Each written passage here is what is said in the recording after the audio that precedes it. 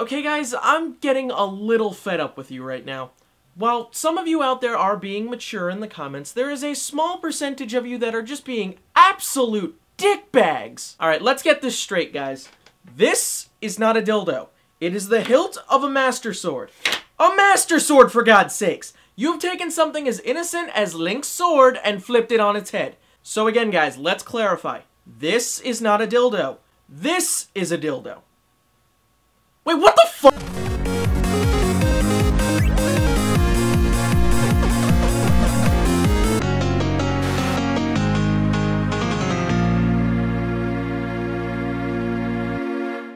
I'd like to come to the understanding right now that what you just saw never fucking happened. Anyway, on an unrelated note, today's game is Tomba.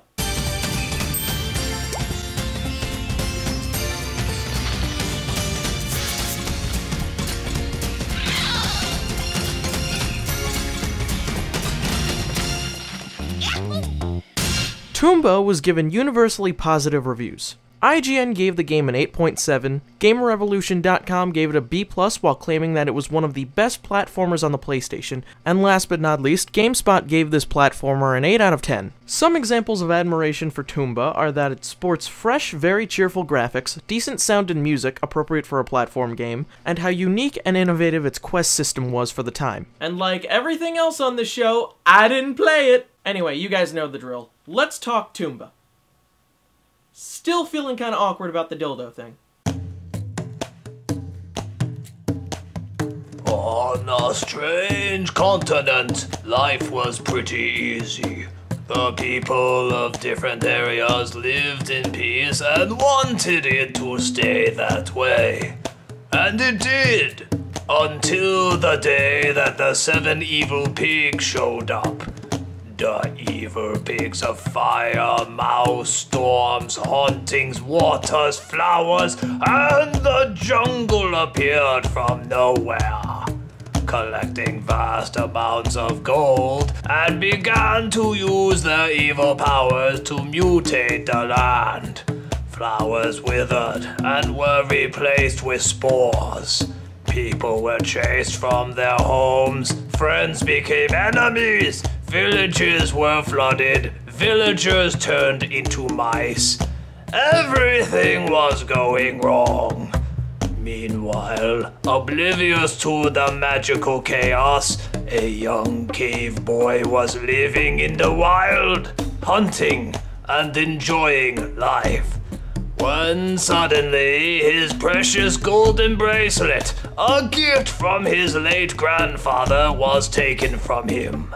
Furious, Tomba chased after them and soon discovered the evil pig's plot. Helped by the 4 old men of time, Tomba's quest is to gather the 7 evil pigs' bags and seal the pigs away, breaking their spells and freeing the enchanted areas. Can this task be accomplished, or will the entire world be placed under the spells of the pigs? I would like to thank the anonymous contributor on IMDb who spun that tale of awesome. A bare-bones version of that would be, you get your bracelet stolen by some pigs, and it's your mission to get it back while at the same time making sure each of the pigs are sealed away using various pig bags that you find in-game. Looking at it from the aspect that it is just a 2D platformer, the story for this is pretty okay. To give an analogy, it's like the story of Sonic the Hedgehog. You gotta stop Dr. Robotnik, yes I call him Robotnik and always will even though he's known as Eggman in Japan below me, from turning cute animals into robotic slaves, so you have to run from one side of the screen to the other while collecting as many rings as possible. Pretty basic if I have to say, but we fucking ate that shit up like Thanksgiving dinner. Sure, it doesn't have a story as great as something like Symphony of the Night, but hell, I had fun playing through it. While that is the main story, there are other subquests in the game that have their own little stories that actually work out. But overall, it is an appropriate story for a kid's game.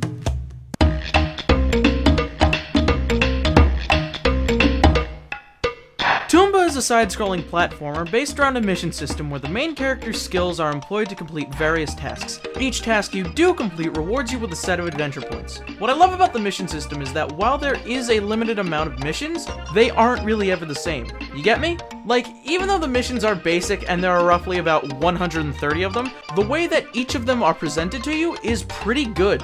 They aren't as linear. The platforming in Tomba is actually pretty good, no real complaints there. However, the one complaint about this game, which is probably something that is minuscule, but it's something that you'd think wouldn't be a problem, is that the save points are few and far between. Yes, it's a minor inconvenience, but I'd like there to be some sort of safe haven when I'm playing. Though regardless, I think the gameplay is pretty awesome.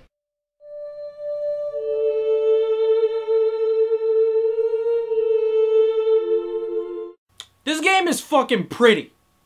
Like, really fucking pretty for a PS1 game. All of the colors are so vibrant in Tomba. Like, I don't think I've seen a more colorful PlayStation game. Even the cutscenes are fantastically animated. It reminds me of an anime for kids. Something almost like, It actually has a familiar style to Flint the Time Detective at first glance. I see our little Thulu friends hanging around there. Really now? Oh, it's nice to know that some of the other contributors are fans of mine. So Smarty, are there any particular videos of mine that you like?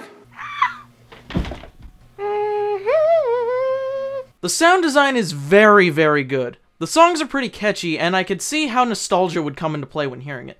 Just hearing that first song alone is so freaking awesome sounding. Very well recorded and very, very entertaining. If this game is not something that you are interested in, just do yourself a favor and check out the soundtrack at least. That's how good it is. So, I really enjoyed this game. It's a cute platforming game with really good gameplay aside from the lack of saving and really, really good aesthetics. If you have a PS3, I would seriously suggest picking it up. I mean, it's a PS1 game, it shouldn't be going for that much on Amazon. Oh. Or you could just pick it up on the PlayStation Network, I think, if it's there. If you like getting games digitally. And you like getting the PlayStation Network hacked.